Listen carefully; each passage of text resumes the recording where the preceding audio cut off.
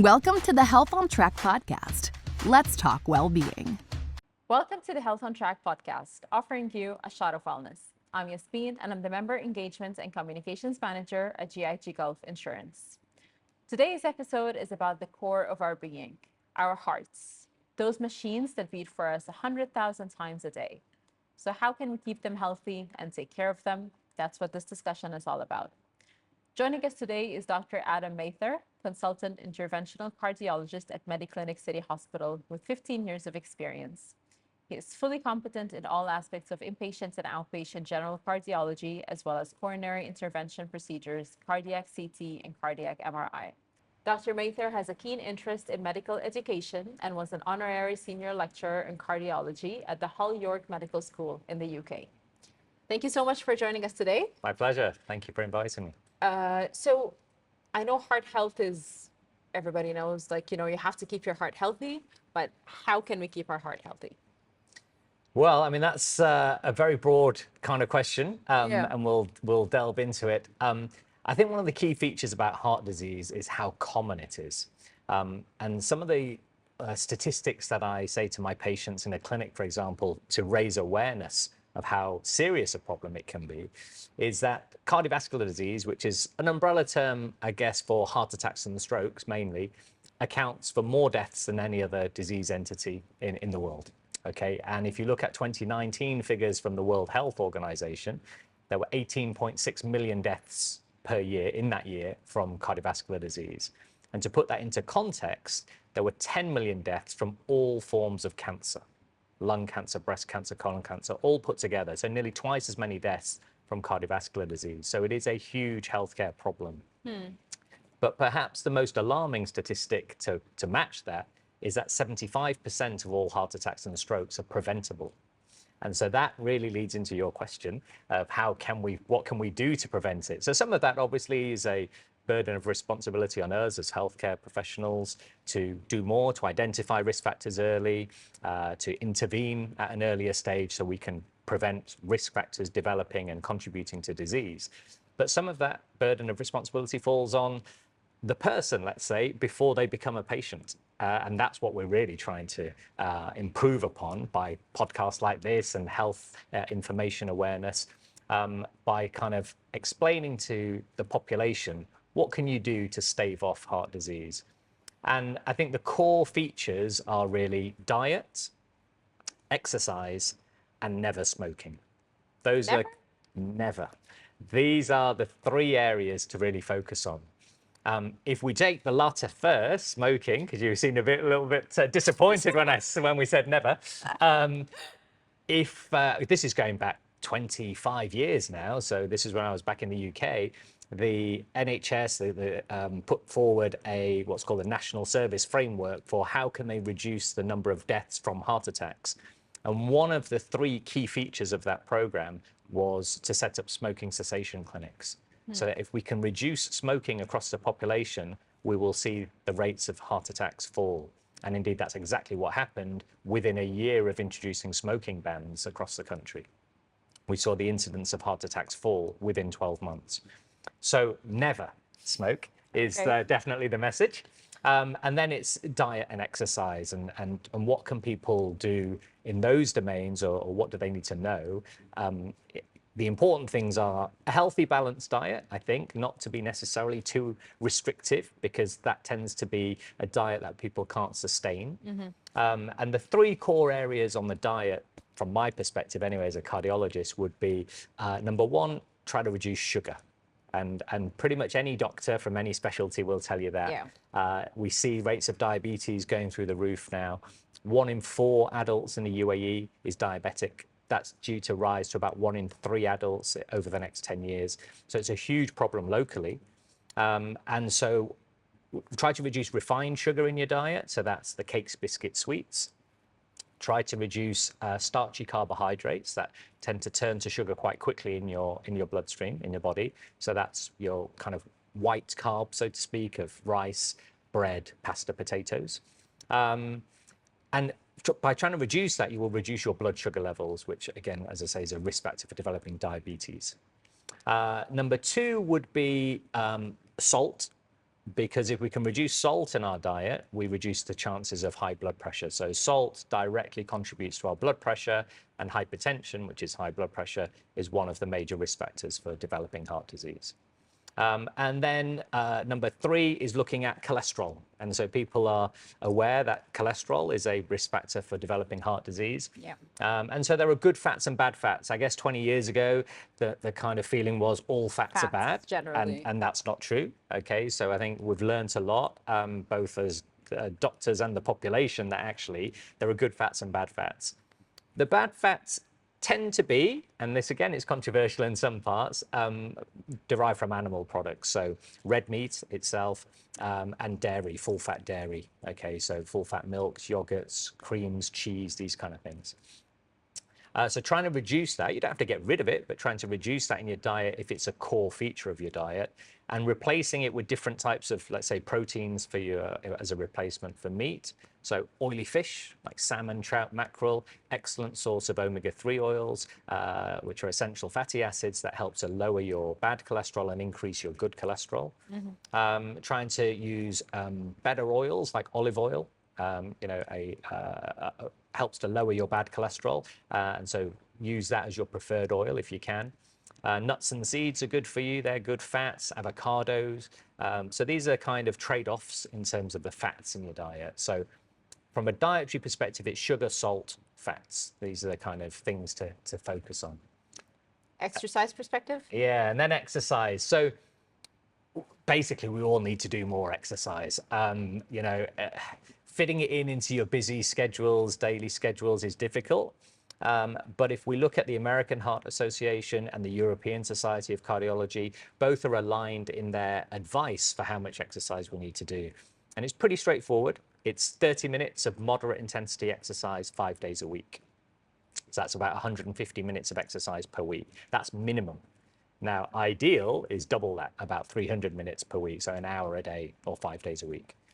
And moderate intensity doesn't need to be anything more complicated than brisk walking. So I think sometimes I will be faced with patients to whom when I say, you need to exercise more, they'll start talking about gym memberships and personal trainers and I need to buy some new gym clothes. You just need to walk. Okay, brisk walking for 30 minutes a day is enough. Now, if you can do other stuff or vary it up a little bit, then great. Good for you. Yeah, but make a start, and a start can just be brisk walking. And so that's the recommendation. Okay. And of course, with exercise, we can go into greater depth as to the types of exercise, different zones of training according to heart rates, etc. But I try not to overcomplicate it, when we're just starting. And then as people get more used to doing exercise, then okay, mix it up a little bit with more resistance training, with weight training, mixing it with cardio, etc., and different zone levels of training. But to simplify it, just 30 minutes of moderate intensity exercise 5 days a week.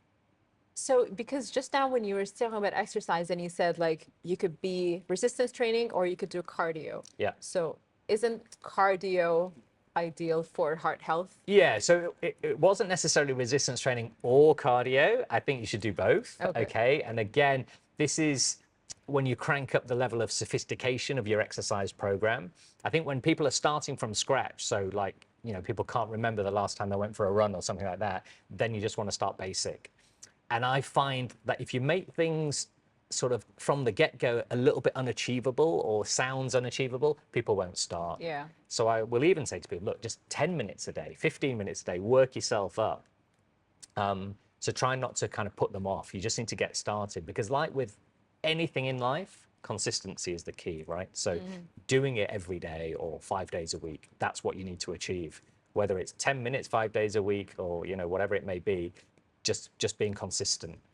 But I would say resistance and cardio. So it's not, and or. It's not just cardio, because I think that's a common misconception that cardio is what you need for heart health, but it's not. Well, it is, but I think there are added benefits. Correct. Yeah. There are added benefits of resistance training. You get a lot of calorie burn. So if you're trying to lose weight, it's good for you. We know that muscle strength is a pretty core component of quality of life later in life. Yeah. So as part of kind of longevity management and having an eye on the future, then improving your strength is important to quality of life. Yeah, it helps your joints and bones as well, Correct. and muscles and everything. Exactly right. Yeah. Yeah. Okay. Yeah. So, are there like common signs of heart disease that people should be on the lookout for? Yeah, most definitely. I mean, I think when we use the term heart disease, clearly it can mean a spectrum of diseases and symptoms, but Yeah. most people think of blockages in the arteries, heart attacks, and that the main symptom for that is chest pain. Okay. So the red flag symptom of a heart attack is chest discomfort, chest pain. And that feeling can be typically a pressure feeling on the chest, a tightness or squeezing sensation, but it tends to happen with exercise or with exertion and is eased by rest. So that's the kind of textbook definition of angina, which is the posh term, if you like, for heart pain. So for sure, if anybody has new onset chest pain, they really must get that investigated. And that means going to your family medicine doctor or your cardiologist if you have direct access, and getting investigated. So chest pain with exertion eased by rest is a red flag symptom. Equally, in a more severe setting and unfortunate setting, you could have that chest discomfort at rest associated with sweating and nausea, and your first symptom could be a heart attack, God forbid. In which case, in that situation, if you've got chest pain with sweating, you don't feel well, and it's lasting 10, 15 minutes or more, you need to go to the emergency department. And so that's calling 999, not getting in your car and driving. It's calling for an ambulance and getting to the emergency department. So that's the heart disease as most people view it, which is heart attacks and chest pains. But there are other symptoms.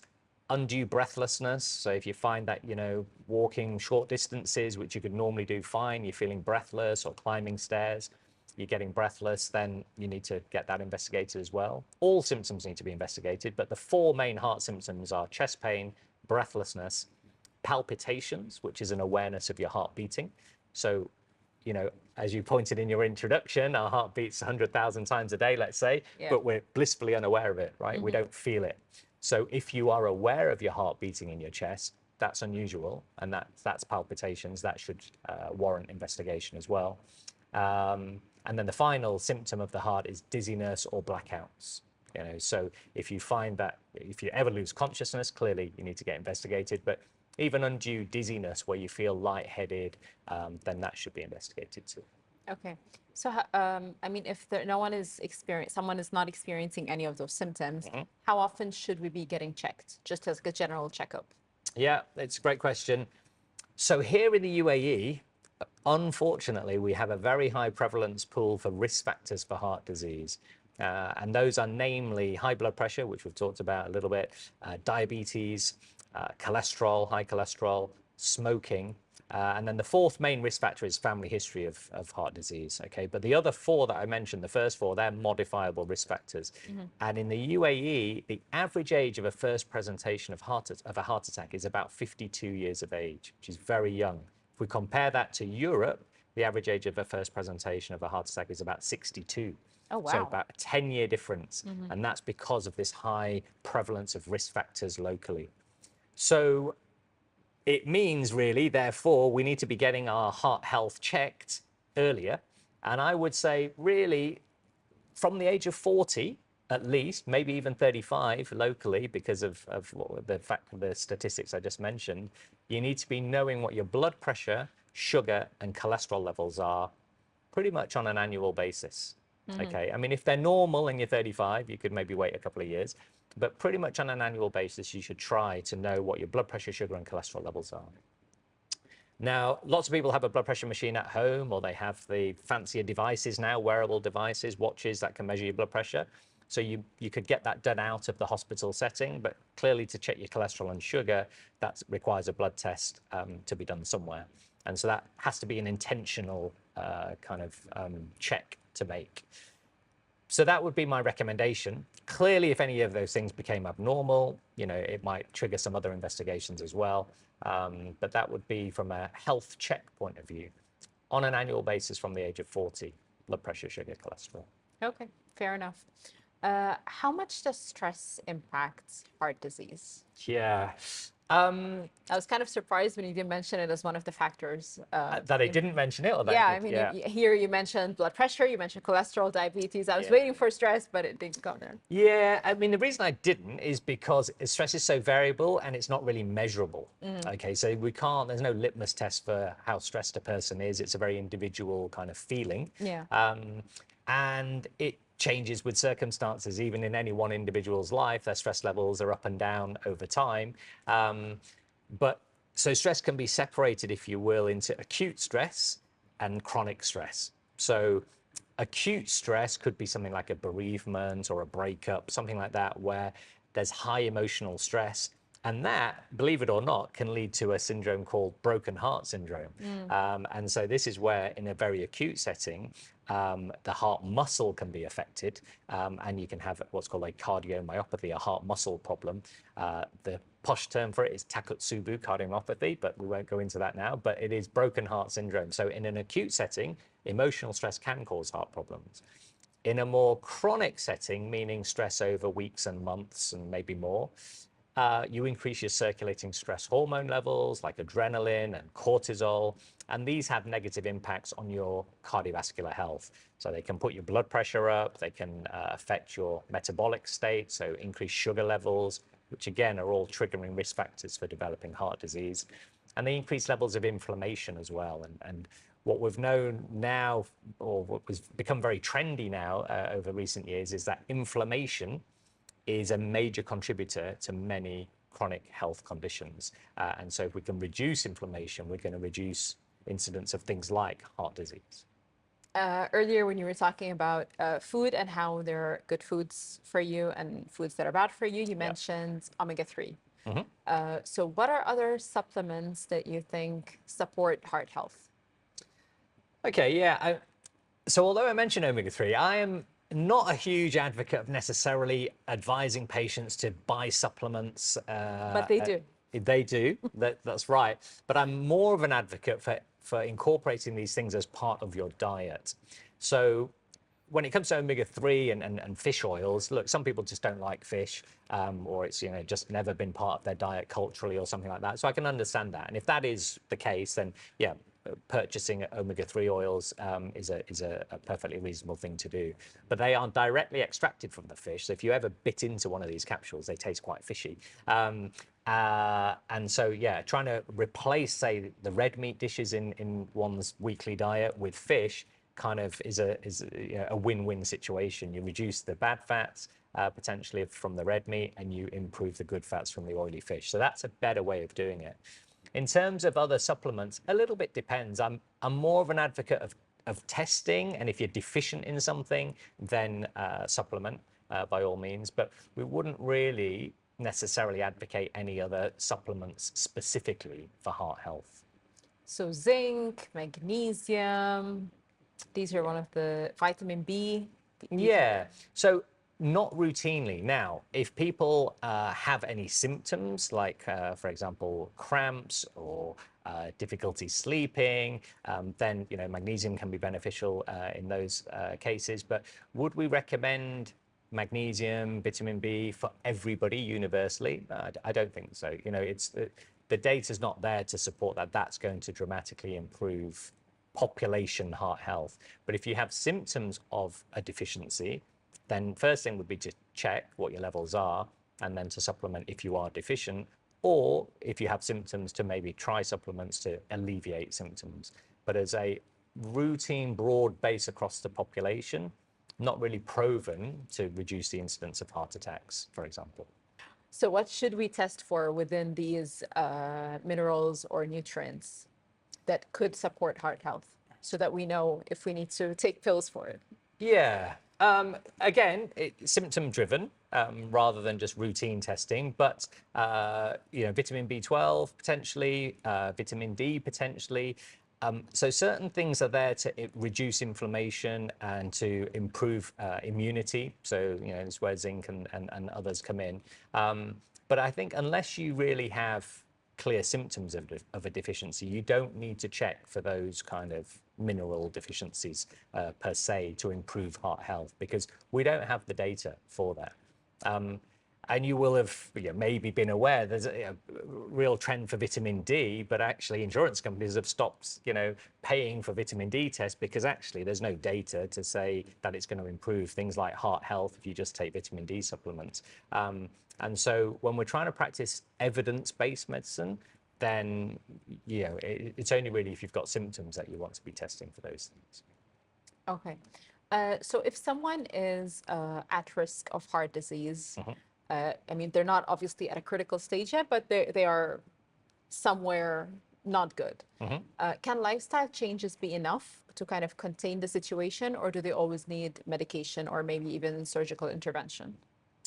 Yeah, so there's never a situation of always or never or these kind of things. So it just really depends, doesn't it? So as with most things, if a patient comes in with more than just risk factors, and they actually have an event or they've had a small heart attack or something, then they're in a zone where they're beyond just lifestyle measures being enough. They probably have a blockage already and they might need an intervention to unblock a blocked artery.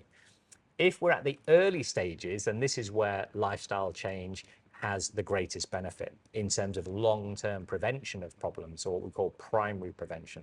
Patients not actually had a problem, we're just trying to prevent problems for the future. And in that scenario, yeah, it's very possible that lifestyle change alone will push back the heart attack or stroke, into old age without any problems in middle-aged life. And that is the aim of the game. We're trying to delay the onset of heart disease for as long as possible. I dare say it's semi-inevitable. The older we get, we're not going to live forever. And as I mentioned from the get-go, heart disease accounts for more deaths than anything else in the world. So it is semi-inevitable. But, when do you want your heart attack? We're trying to prevent heart attacks at, 50s, 60s, 70s, dare I say even 80s, so that we can live as long as we possibly can. And that means starting prevention as early as possible. So we need to be getting this message across to kids in school, particularly about things like diet and exercise and not smoking, to get that message across so that we're starting prevention as early as possible. Okay. Is there a difference between the risk of heart disease between men and women? Yes, most certainly is. So in simple terms, women present about 10 years later than men Lucky us. with heart disease. Lucky you indeed, yeah. And that's principally relates to female sex hormones, so estrogen in particular. So in the kind of premenopausal phase, women are protected from heart disease because of estrogen. After the menopause, then they tend to follow the same trajectory as men, but that kind of 40, 50 years head start means generally they present about 10 years later than men with heart disease. So definitely a protective effect. Okay, interesting. What are some interesting facts about heart or heart health that you can tell us? I think the most interesting was the headline at the beginning. How serious it is, how prevalent it is, and how preventable it is. So I always am amazed when I reflect on those figures, and we've known about this for years now. There's the InterHeart study, which kind of demonstrated the main kind of lifestyle risk factors and other risk factors for heart disease, and estimated that 75% of heart attacks and strokes are preventable.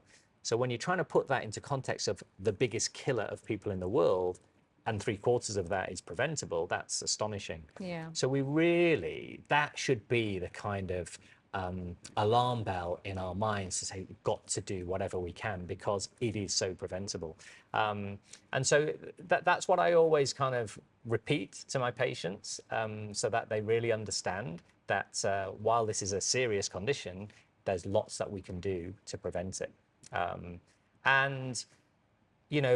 People will always want to do lifestyle change ahead of medications, but if they get to a position where they need medications, we have some amazingly effective medications as well to treat these conditions. And that's always evolving. Even within the last, couple of years, there have been some real game-changing medications to reduce the incidence of heart attacks and strokes. So it's a forever changing space because it's so prevalent. There's lots of ongoing research, new technologies evolving, so that we are doing better and better year on year at trying to improve the health of heart patients.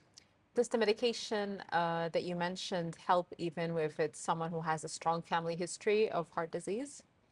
Yeah, so when you've got a strong family history of heart disease, so if you're, from a family where, father had a heart attack age 40, brothers just had a stent age 42, and, you're kind of this premature coronary artery disease, then again, those people, those patients need to really take note, and they need to get themselves checked out much earlier than the kind of start at 40, like I mentioned before.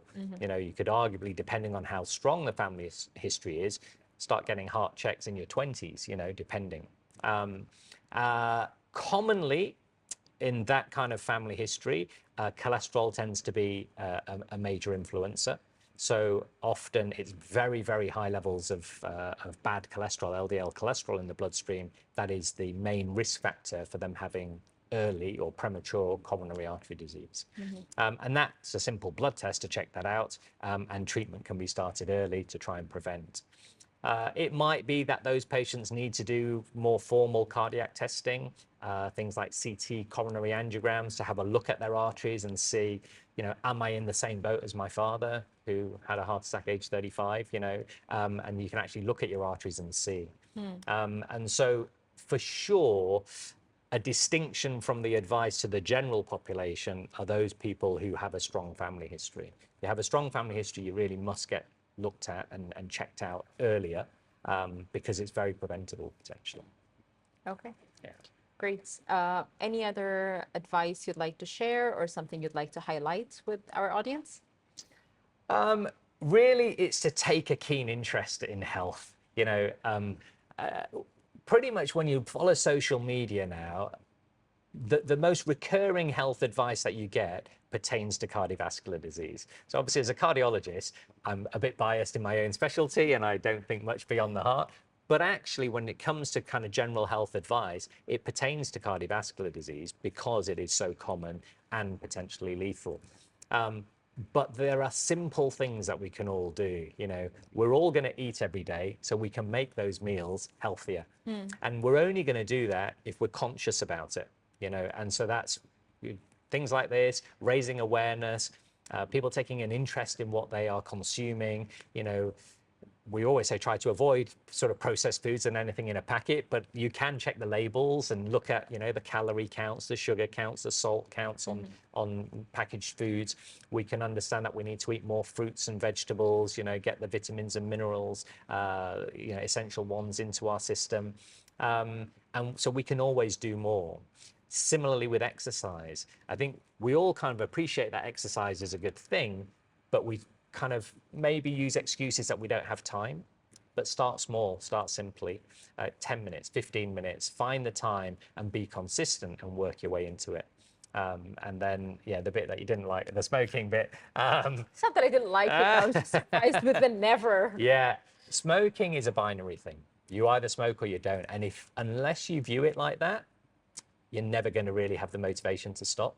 Yeah. I think a lot of people will think, I don't smoke that many. I'm down to, five cigarettes a day. No, it's binary. It's yes or no.